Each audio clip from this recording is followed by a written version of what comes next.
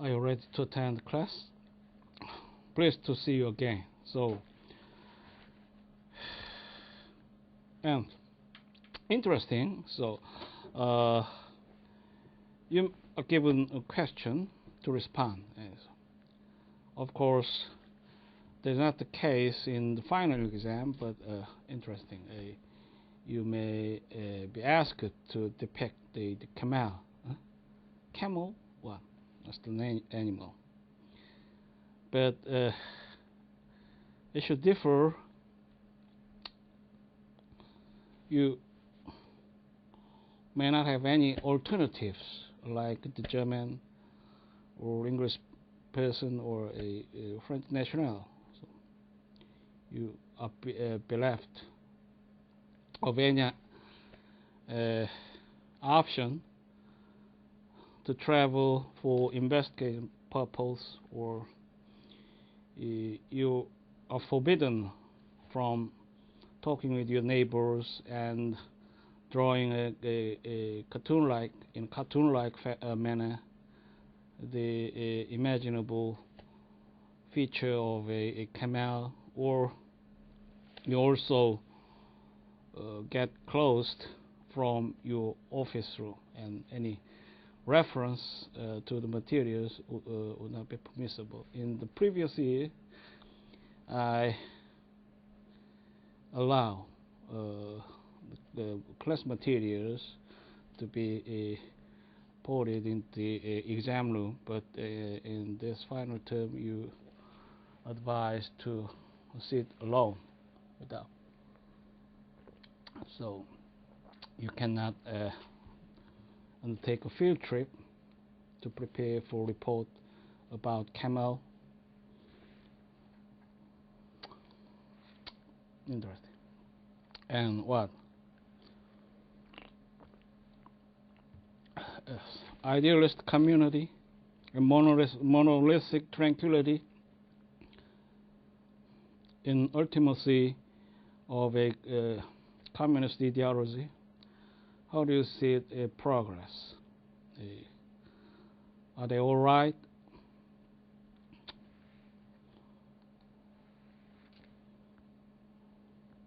To be intact about their previous adherence?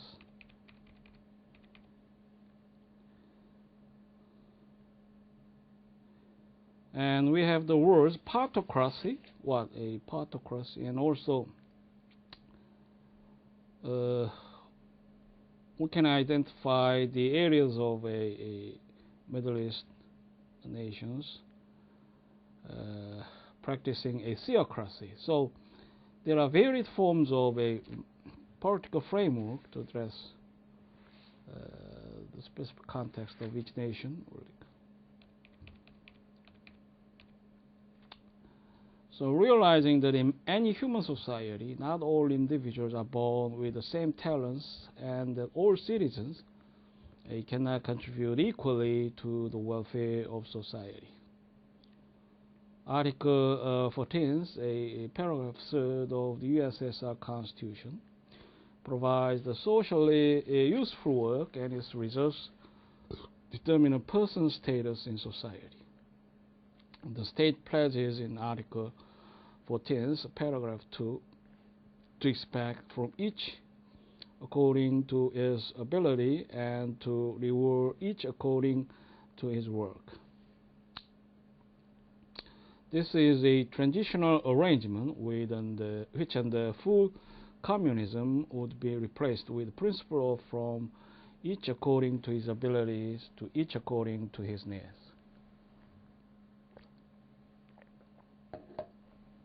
So it provides a need-based financial aid, but that possesses a different nature. The notion of man as a social animal, which is so in the preamble to the 1977 USSR Constitution, is reformed in Article 20 of the Constitution. According to it, the free development of each is the condition for the free development of all. Because each citizen may be compared to the individual finger in any human hand, and to the extent that the entire human hand cannot function to its fullest capacity if any one of the fingers is sore.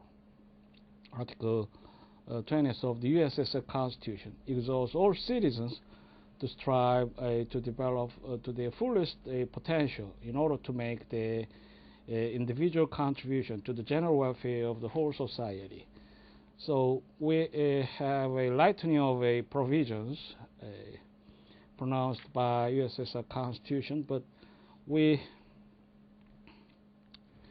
now review the most essential ingredient, revealing the nature of a communist arrangements. The state pursues the aim of giving citizens more and more real opportunities to apply their creative energies, abilities, and talents, and to develop their personalities in every way. As a backdrop for this requirement, all citizens must make their fair contribution to the welfare of society. So, Article 16 of the Constitution imposes on all able-bodied citizens the duty to engage in socially useful work.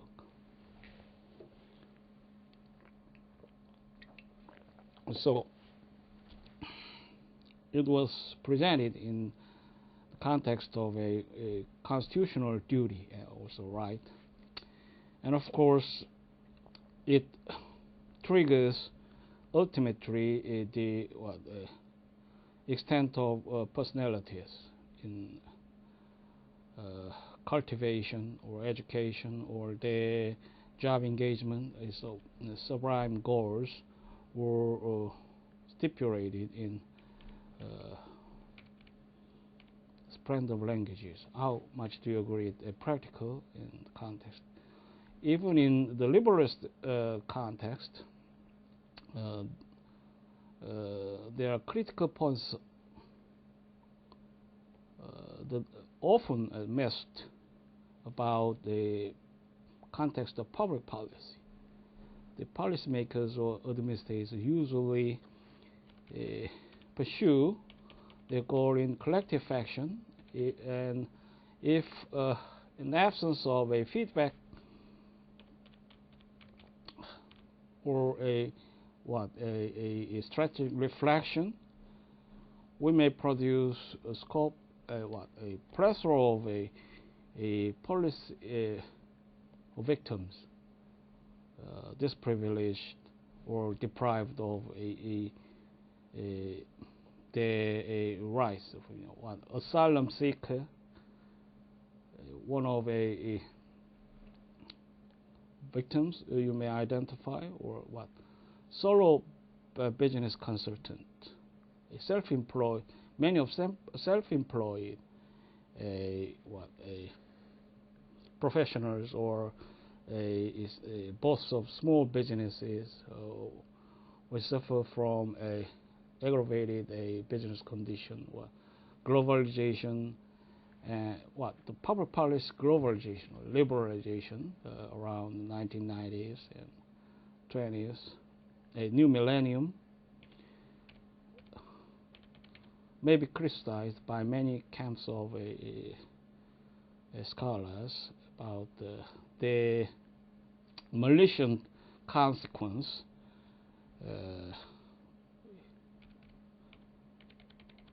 so the strengths and weaknesses need to be assessed critically in the yardstick of a final addressee of the policy.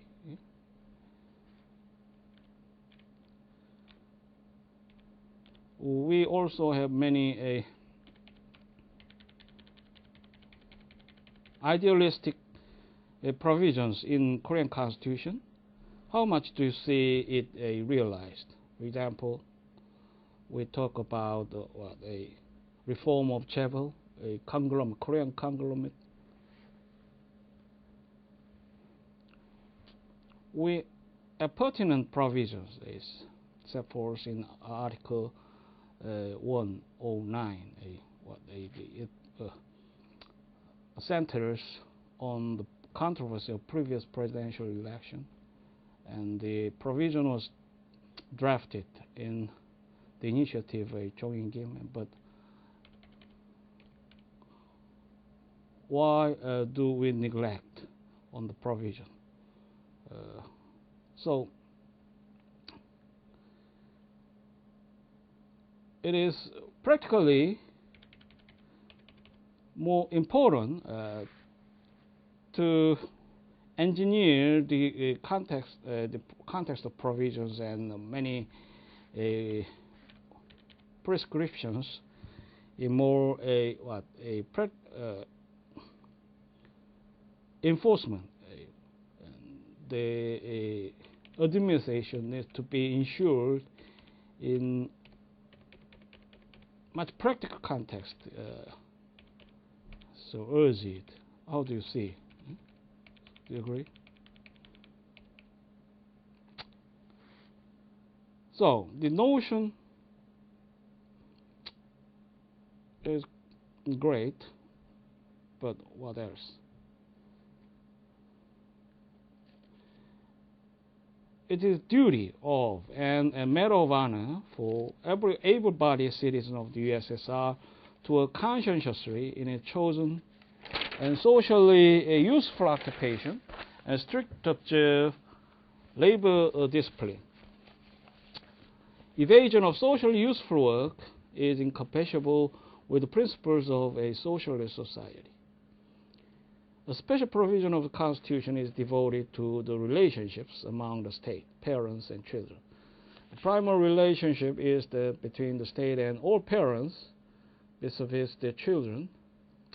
Article 26 obligates all parents to concern themselves with the upbringing of children, to train them for socially useful work, and to raise them as worthy members of socialist society.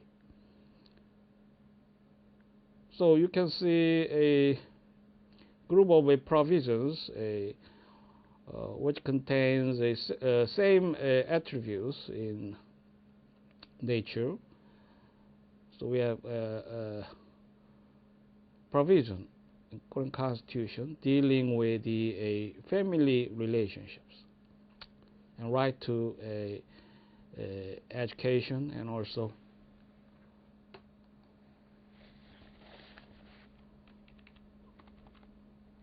affordable system of family in the national context. Reciprocally, children are obligated on the same provision of the Constitution to care for their parents and help them. So that is not the case to impose any constitutional duty on children in Korea. The law treats old age as man's second childhood, because children were taken care of while they were young by their parents. When the parents left in the second childhood, the obligation reverses. So it is required in the basic needs of communism to address the economic conditions. A generation gap should be filled in terms of a brother spirit. We are brothers. We brothers, and parents work to breed the children, and it is injustice, even in a constitutional and social terms, that children compensate for. And this cause, in this context, may also be found in dialectics of a Socrates with the peers. And in that case, Socrates discussed seriously the justice of a society, and they do. How is it situated in the society in presence? Okay? The parents bore a Socrates, and they educated them. And ultimately, the question of Socrates was directed to the state, so which should be distinguished from this context. So, what is justice in real sense and understanding? How do you perceive? A quick glance at the RSFSR Criminal Code of 1960 also reveals the same quasi-religious character of Soviet law. An attempt to engineer the creation of new Soviet man through criminal law. This is done through an intricate network of positive commands in the criminal code. Unlike the negative commands, which merely prescribe certain antisocial actions, these positive commands overtly prescribe the desired result by ordering citizens to behave in a certain manner. A typical negative command directs citizens not to steal, rape, kill, or commit perjury. But a positive command directs the citizens to be their brothers, keepers, provide financial assistance to their children or all parents, and report any knowledge of crime to the state authorities.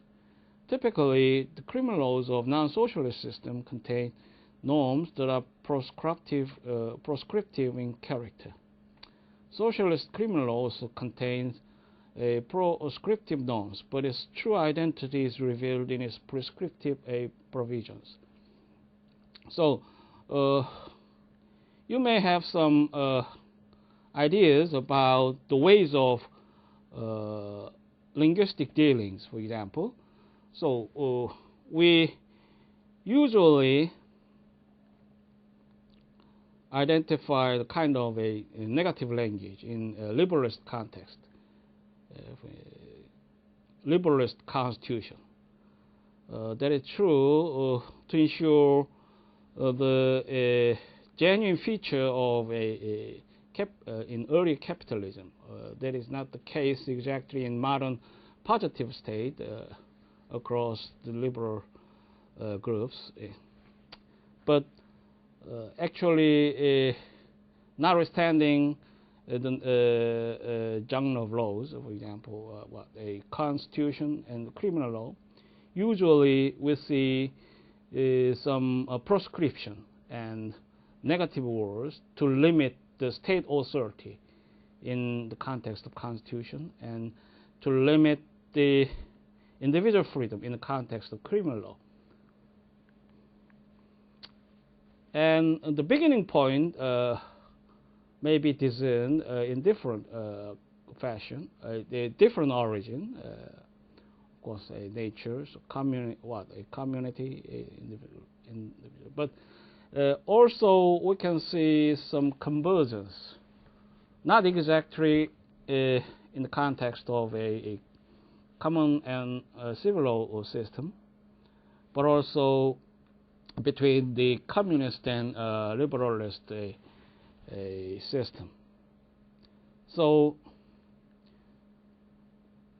in communist illegal arrangement, we may have some growth of limitations in nature to curb state authority in some sense. And in positive way, we see tendency. The modern positive state requires the state to act and to provide. So we say a provisional state to denote the tendency. And prominent among such the norms of modern Soviet criminal law are the following provisions of the RSFSR Criminal Code.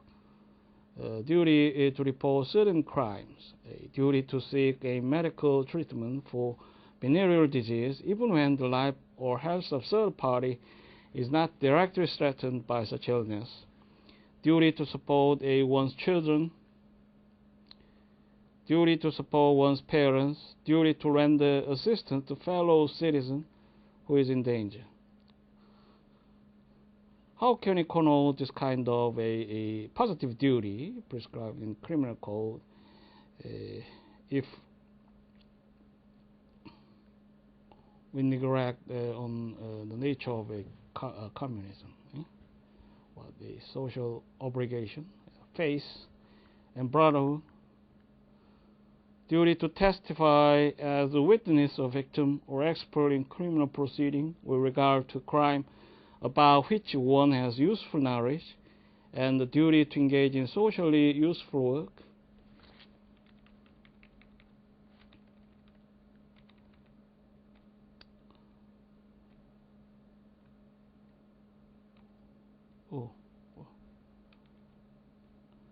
The third code of a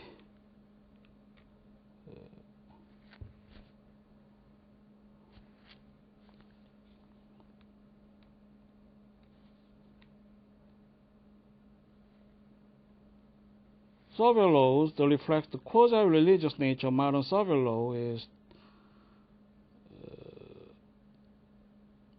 introduced the RSFS Code of Marriage and the Family of 1969. Like the first two codes, it views law as an instrument of social engineering and redemption. This code presupposes that there is something intrinsically wrong with present Soviet family relationships and undertakes as its principal mission to cleanse the Soviet family. Prominent among its redemptive norms are a preamble,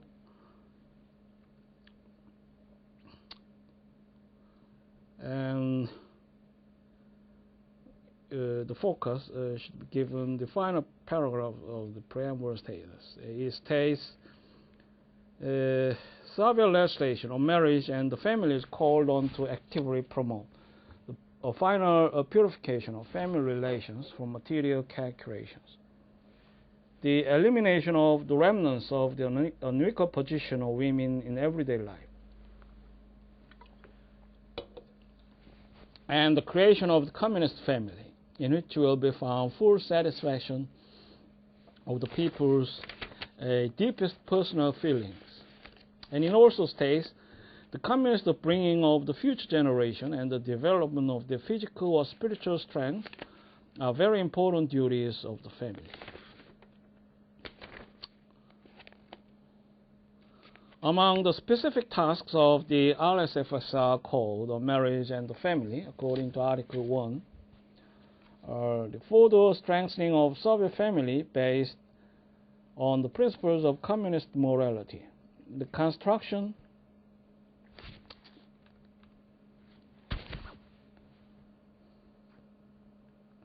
of family relations on the voluntary marital union of a woman and a man, free from material considerations, in the feelings of mutual love, friendship, and respect for all members of family, and the upbringing of children by families in the spirit of communist attitude toward the world.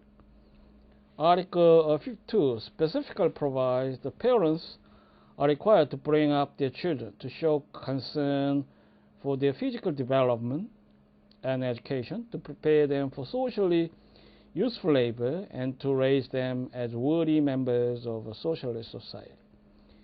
Any parent who fails to meet his obligations may be deprived of his parental rights.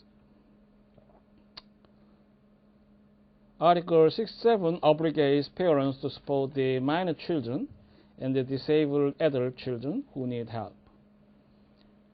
Reciprocally, Article 677 obligates children to take care of their parents and to render financial assistance to their parents if the latter are incapable of working to help themselves.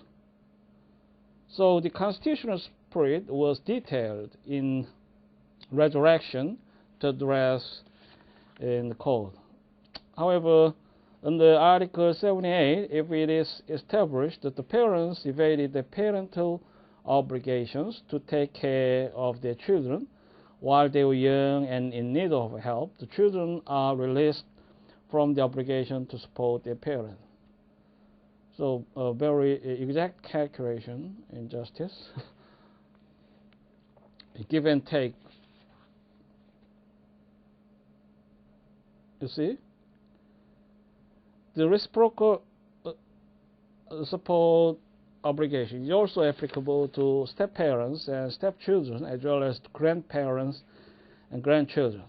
Since the circle of Soviet family includes brothers and sisters, Article 82 obligates brothers and sisters to support their minor or working capable adult brothers and sisters if they have the means to do so, and if the respective parents or spouses are not in a position to help them.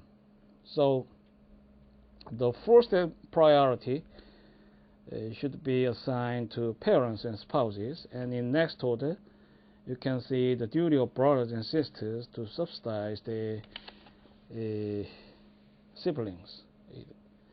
The quasi-religious feature of the RSFSR Civic Code is especially manifested in its provisions dealing with tort law.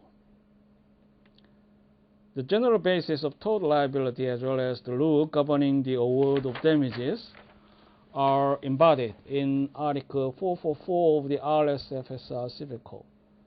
The provision takes the position that except in the case of defamation, which is governed by Article 7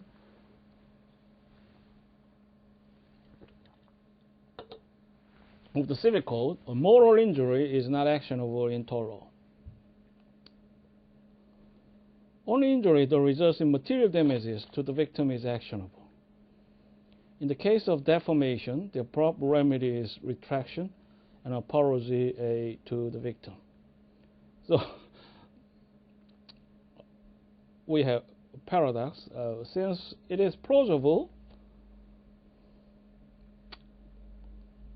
if the state is principally and dominantly responsible to materials or in economy of each tort victims. So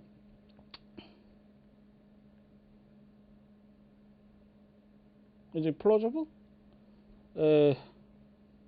Moral injury is not actionable. So they have a basic disposition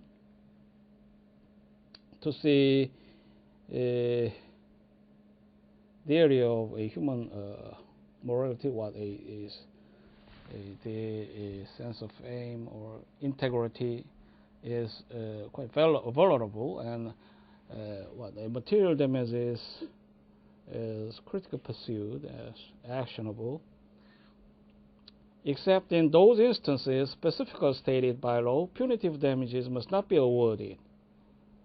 So this provision has the same position in the Polish National to expel the system of punitive damages, which is unlikely and most a civil progenies of United system tort laws.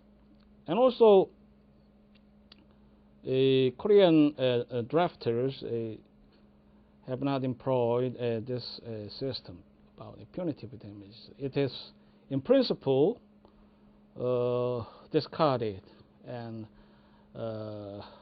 be viewed as contrary to the civilized concept of tort law, since it has the nature of a criminal sanction in many aspects. So how the it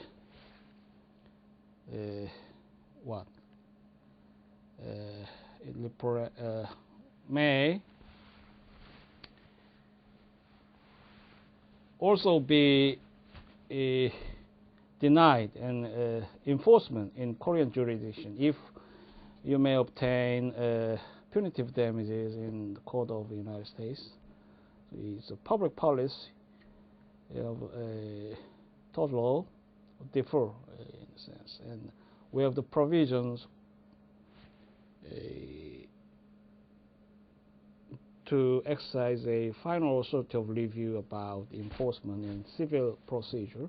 In any case, that has the same point with that of Korea, and should be distinct from a United States system. Underlying these rules of modern Soviet tort law is the moral and philosophical principle according to which money should not be used as a painkiller. If someone's reputation is damaged as a result of a defamatory statement, sincere repentance by the tortfeasor is an adequate penance. If someone suffers a material injury, the court should award damages sufficient to compensate the victim for his loss and nothing more. So, the substantive provisions of Chinese law are remarkably similar to those of Soviet law. A few examples will suffice. Article 24 of Chinese Constitution of 1982 clearly postulates the spiritual civilizing mission of Chinese law. It states, the state strengthens the construction of socialist spiritual civilization through the popularization of education in ideas and morality, general education, and education in discipline. The state advocates the civil virtues of love for the motherland, love for the people, labor, science, and socialism. It carries out education among the people in patriotism, collectivism, internationalism, and communism, and in dialectical and historical materialism. It opposes capitalist, feudal, and other decadent ideologies. As a prelude to Article 24 of 1982 Constitution, the 12th Congress of the Communist Party of China designated the building of a socialist spiritual civilization as one of the strategic tasks for the future. Taking the position, the rights and duties constitute two sides of the same coin, and any person who exercises a state-granted right must perform a duty concomitant to their right. Article 33 states that every citizen enjoys the rights granted by the Constitution and the law, and at the same time must perform the duties prescribed by the Constitution and the law. More specifically, Article 42 stipulates the citizens of PRC have the right and duty to work. Pursuant to Article 49, parents have duty to raise and educate their minors, and children who have come of age have the duty to support and help their parents. Malicious failure to provide assistance for the old, the young, or sick is criminally punishable under the PRC Criminal Code 1979. So,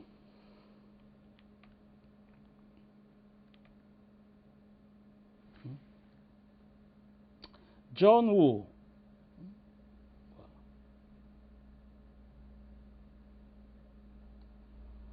was quite correct when he characterized socialist law as positivism pushed to its logical end. So it's a very powerful tool to realize the communist mission, actually. There's also tendency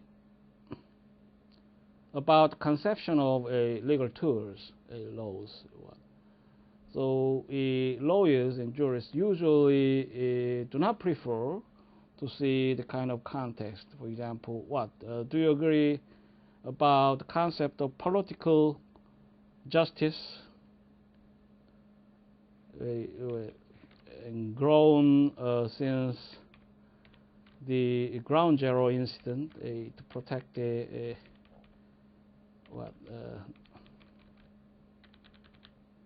national safety, and also in that context, the Bush administration have pushed forward to utilize the legal tools as one of a strong instrumentality to force the Polish goals.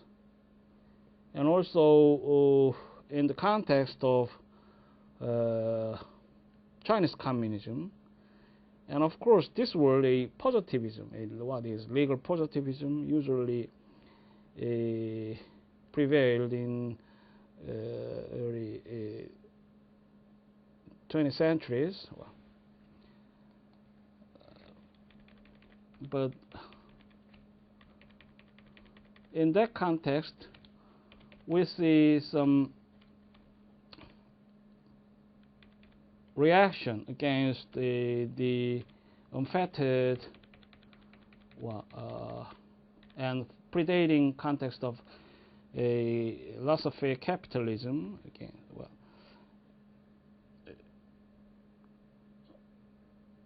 and one other interesting point about positivism or legal positivism may be found in Hitler. He is a prime figure to arm the German people with the positivism, legal positivism in the spiritual force to address and to prepare the state for expansionism, fascism. In any case, we have some ideas between ultimism of a communist ideology and legal positivism. And they are coupled in practice and utility to address the interim nature of a state and legal system. On the other hand, Hans Kelsen was equally correct when he referred to socialist law as natural law reincarnated. So the atmosphere and also the circumstances posed is very influential. If you see, I stated briefly about a neoconservatism in the context of the United States, and it toils through the process to breed the legal positivism, and one most strong point, of course, would be the business strand. The former president George Bush pushed through, and also the second institution in terms of policy tools, and of course, it should come from a law and legal system.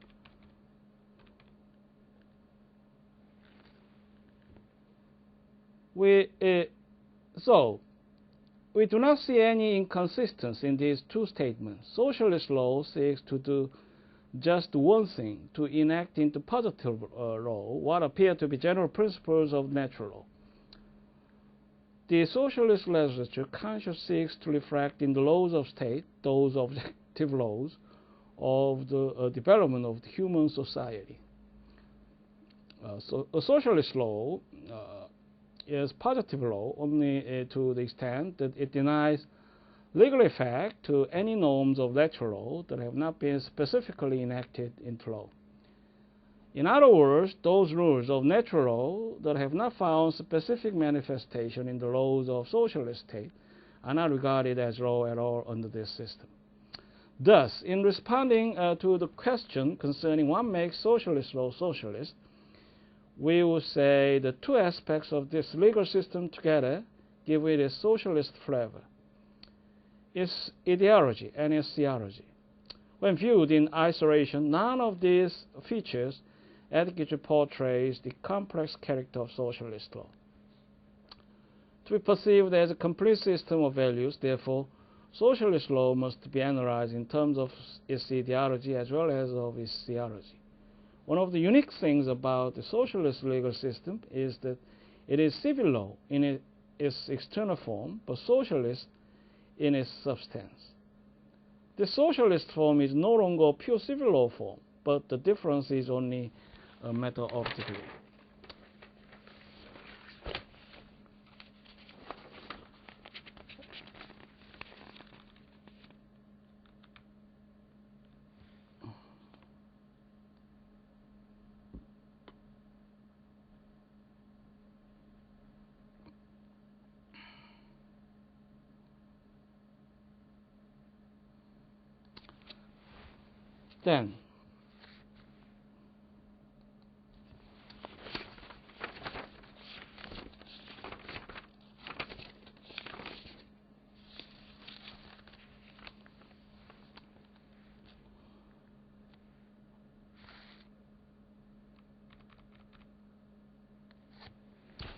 Then, we now have a brief review about the historical foundation of socialist legal system. The historical chain of events that eventually led to the establishment of the socialist family of law began in 1917 in Soviet Russia.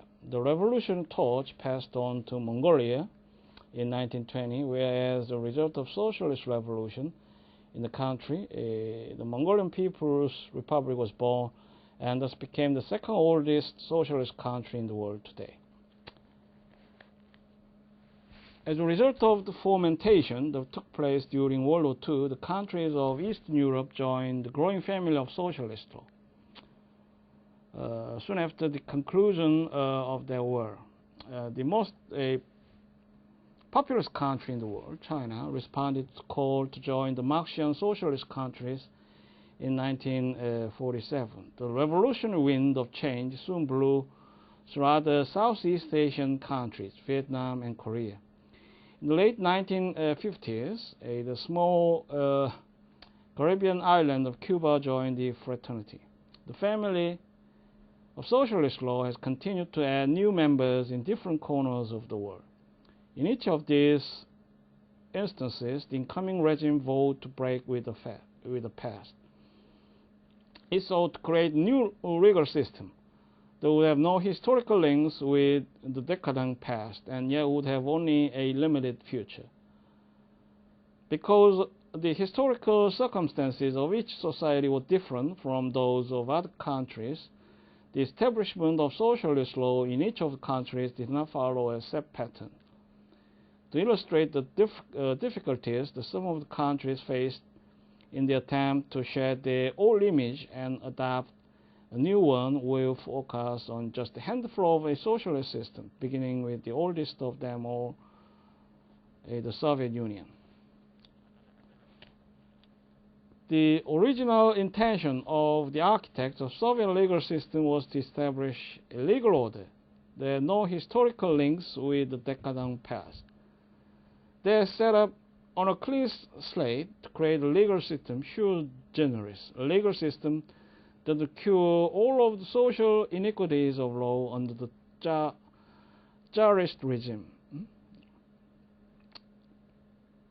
It was to be a legal system that will have no precedent anywhere else in world history, a limited future, and that will constitute a revolutionary break with anything that exists prior to 1917.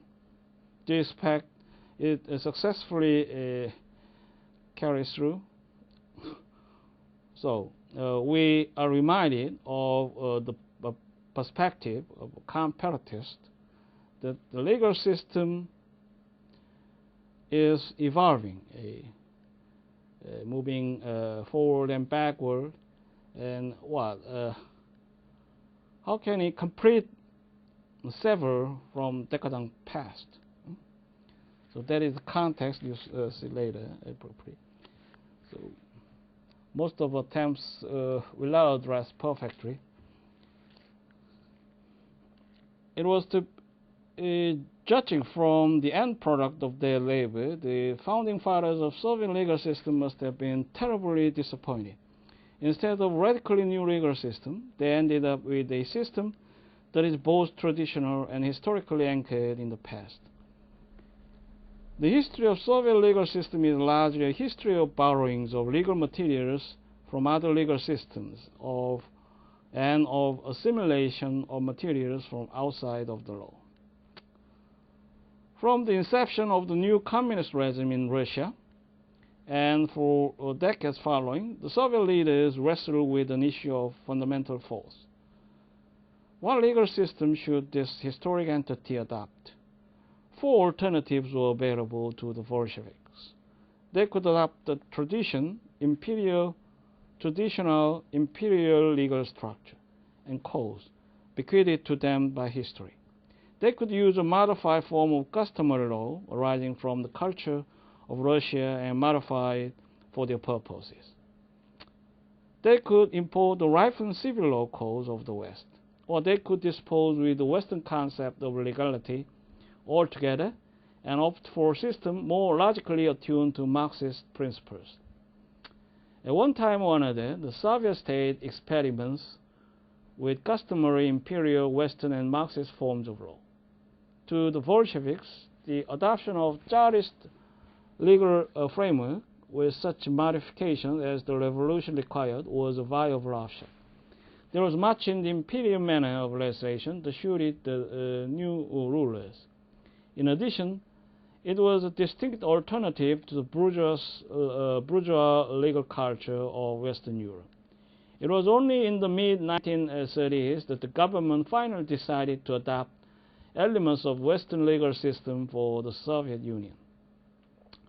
This is not to suggest there was no legal order in the Soviet Union prior to the mid-1930s. But the Soviet Union at that time did not have what one may technically describe as a legal system. The term legal system is used in this analysis to refer to something much narrower and more specific than a legal order. The legal order that was established in Soviet Russia in 1917 was not a distinct socialist legal system.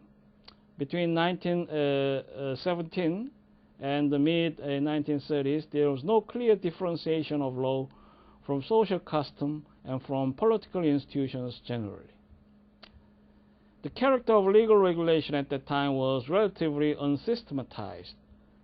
It was only in the mid-1930s that the fundamental change took place in the very nature of Soviet law, both as a political institution and as an intellectual concept. This marked the development of a concept of law as an autonomous, integrated, developing body of legal principles and procedures. So we can see the employed to identify a legal system, autonomous, integrated, a developing body of legal principles and procedures. That is all are the ingredients to support the legal system in basics and in principle. From this period, Soviet legal institutions underwent a systematization. The result of this intellectual revolution in Soviet law is the creation of distinct Soviet socialist legal system. It was the promulgation of the Stalin Constitution of 1936 that finally established Western law in the Soviet Union. This constitution reformed the courts and the procuracy to bring them in line with a Western thinking. Constitutional rights were promised to all citizens. Legal procedures were regularized. The Constitution of 1936 left in place all the former civil law codes that had been adopted only a few years back. Stalin did this because he saw in Western law an element of stability. The Soviet state, in Stalin's view, at this time, more than at any time in the past, needed a stability. Even the style and form of the 1936 Constitution were unlike those of Western constitutions. It was a combination of regularized legal forms and a fictional list of political rights for all citizens.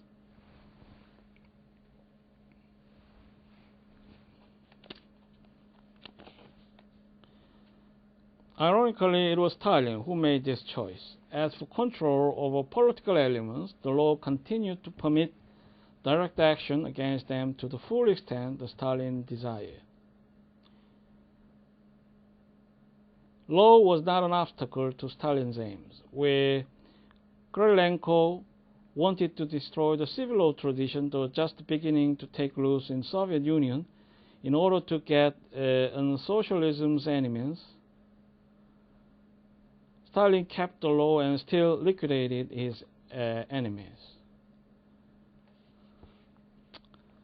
So actually, there is threat to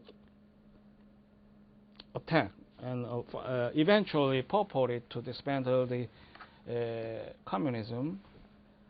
But so it is one of obstacle to keep the civil law. What Stalin realized was that the civil law structures could be expanded or contracted like an accordion to suit the needs of the party for strengthening the state. So, conquered to serve the state needs.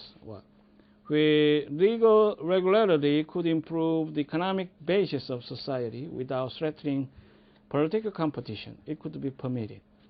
Where ordinary civil and criminal activities were regulated, a greater sense of a predictability of law for both the people and the government could be achieved.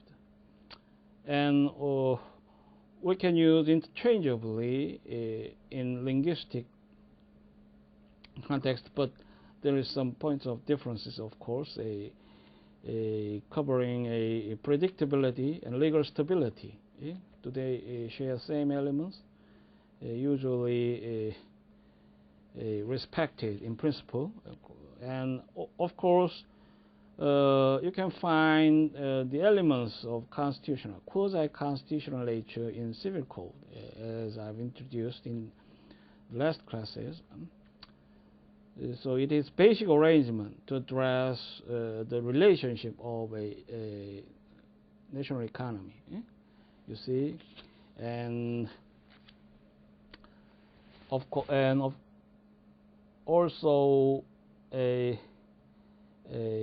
in-depth touch on the arrangement of a national family. So the interplay with the Constitution also a discernible sense, and the westernization of modern Soviet law continued and was even further expanded after his death in 1953. The result of this crash program in law reform is that today the Soviet Union has an integrated Western legal system. What should be remembered here is that the Soviet political leaders adopted Western codes of law for the same reason that Napoleon codified a French law. It helped to consolidate power at the center.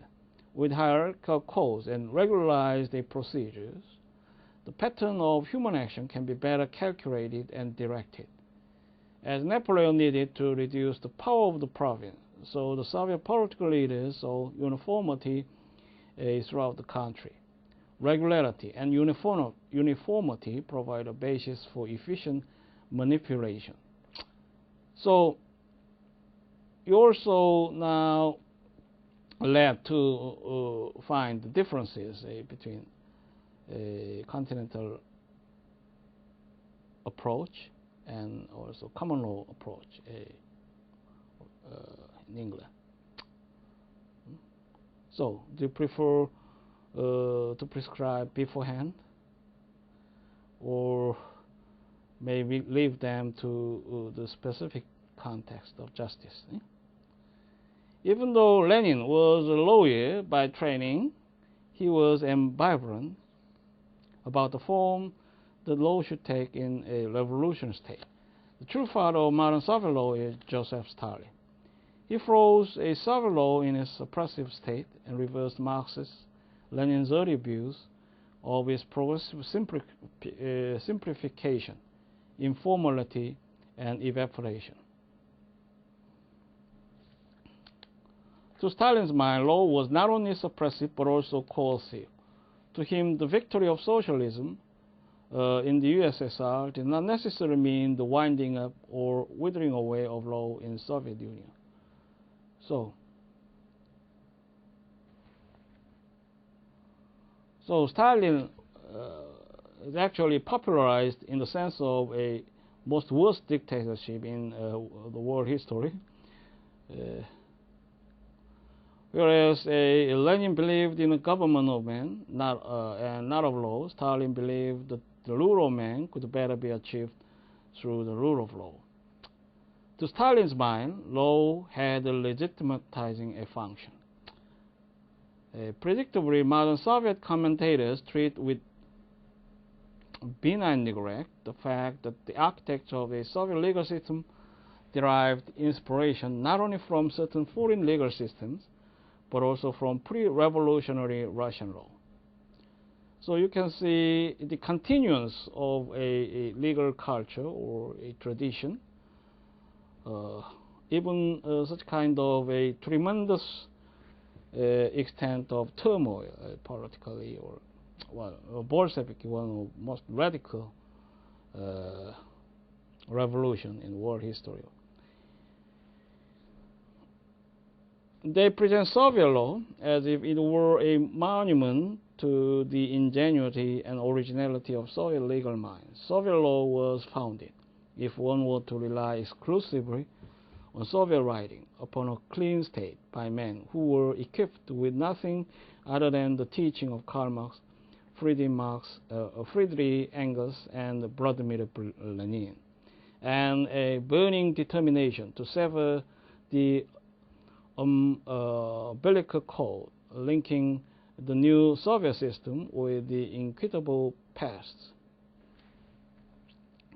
So, the founding fathers of Soviet law may well have regarded other systems' notions of law as almost ridiculous,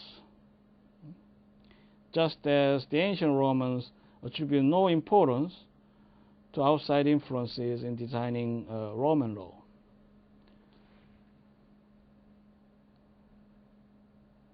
But this does not mean they actually derided a foreign legal system and could find in points of lesson in some context. The fact remains, however, that the path of Soviet law is paved with stones which were consciously or unconsciously borrowed from other legal systems. Soviet law, as we know it today, represents a workable harmonization of the principles of natural justice, the concept of natural law, structural forms, and legal notions that were borrowed both from Roman law and from the civil law tradition, and pre-revolutionary Russian tradition with the general tenets of Marxism-Leninism. This is not to suggest, however, that the Soviet legal system has not made any original contribution to the theory of law. It certainly has, and it is brilliant through the distribution of a communist system, as you see.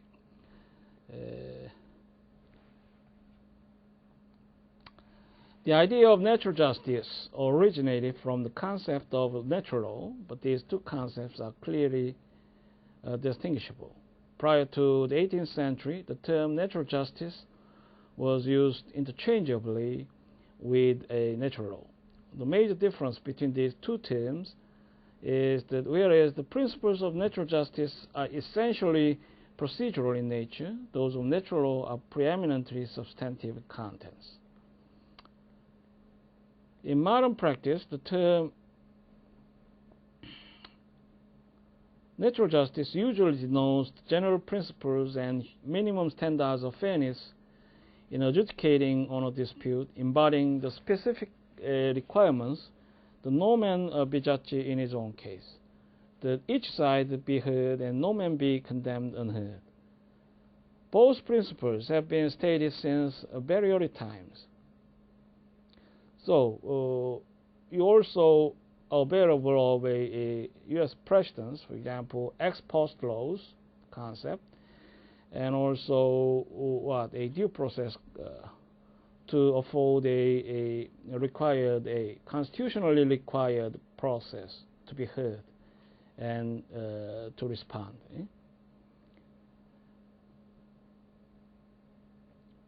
These twin principles of natural justice permeate Soviet law of criminal, civil, and administrative procedure. There have always been and always will be differences of opinion among legal philosophers, legal historians, legal theorists as to the exact meaning of natural law and the relationship between natural law and positive law. So you have the word reason and the nature of man. What are they? The elements of a natural law. And you also be properly coupled with the concept of law of God as divine law. It's essential of essential feature according to the legal thinkers treated as part of the law of God. As such, it was regarded as immutable and superior to any contrary custom or a positive law. Other thinkers believed the natural law was a body of subjective rights. This latter group of thinkers, which included Hobbes, understood jus naturally, not as an objective order that was superior to positive law, but as a body of subjective claim founded on reason and on the nature of man. So human may blithely propose their claims, founded on reason and on the nature of man. A close analysis of the substantive provisions of Soviet law indicates that many natural law precepts form part of a Soviet positive law. Without recognizing natural law as higher law, by which the validity of positive law could be and is measured.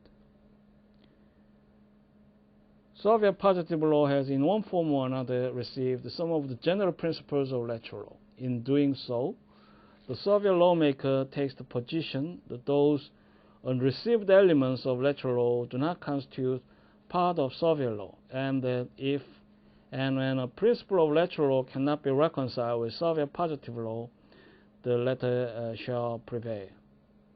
So you also understand the common context of a grasp, intellectual grasp, to see the more organized form of law will generally prevail over the more ambiguous concept of laws. For example, natural law is typical, that shares the point in common across jurisdictions. And of course, but we have some idealistic structure, also practically operable through the context of a constitutional adjudication and others.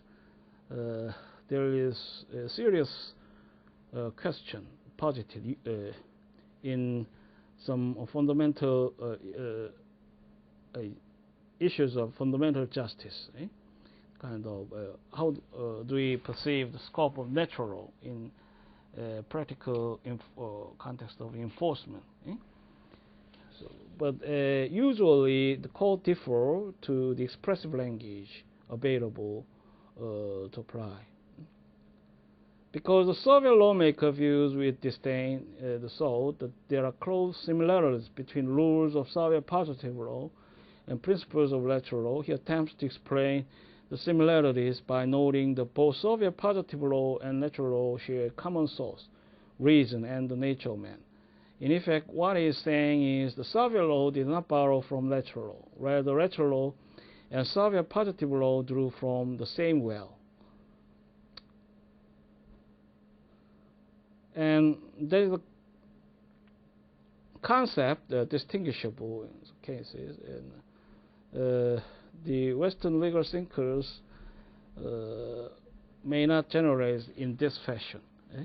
Same, the source of law should differ in theory and intellectual understanding in context. And it is interesting to commingle, and which is also practical in many senses, and that comes in the context of comparison between a customary law and a cause of Congress, a nature. So one of the many elements of natural law that has found its way into Soviet positive law is social contract theory, the principle of self-preservation, in pursuance of which man sought to find security by transferring all his natural rights to the sovereign and promising to obey the sovereign. Under this theory, as developed by Hobbes, the delegation of power by the citizens to the states is unconstitutional, unconditional, and the exercise of the delegated authority by the sovereign is absolute. So you can see is some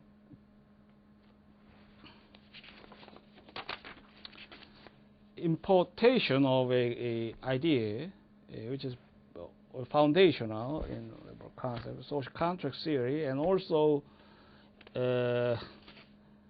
made an impact on the communist tradition. And I have mentioned previously some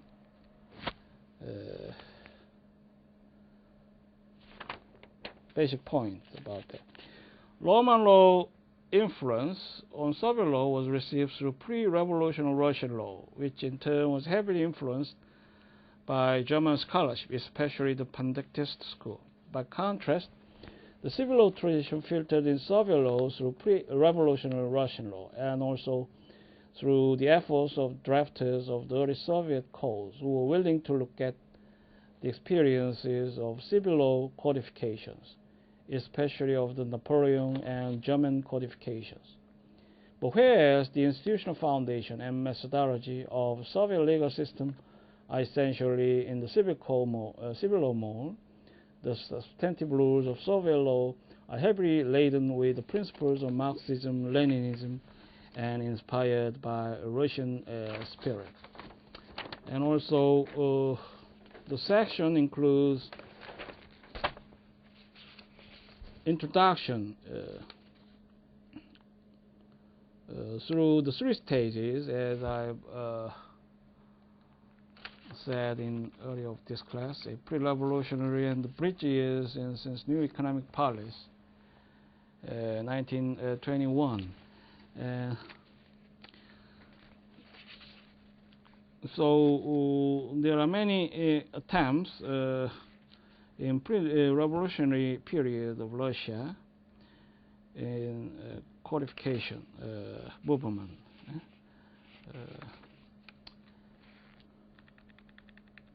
And the modern form of a codification comes in rather salient fashion from a leadership of Stalin. You see, so new economic policy is prime factor to motivate the modern codification in Russia.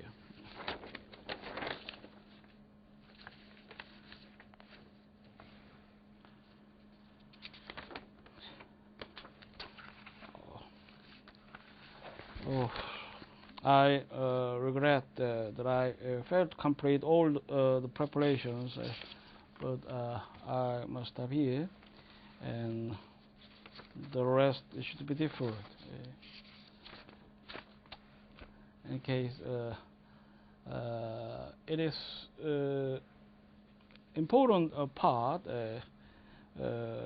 for this class plan that I have to deal with the part a socialist theory of law in next class, beginning with a fundamental propositions and through a the distribution of socialist law. Then we make time in next class about legal structures in socialist nations. Expect the week can have another week, but not definitely. Sorry. And in any case, we expect to meet in next Friday class in person. In that case, thank you for your attention.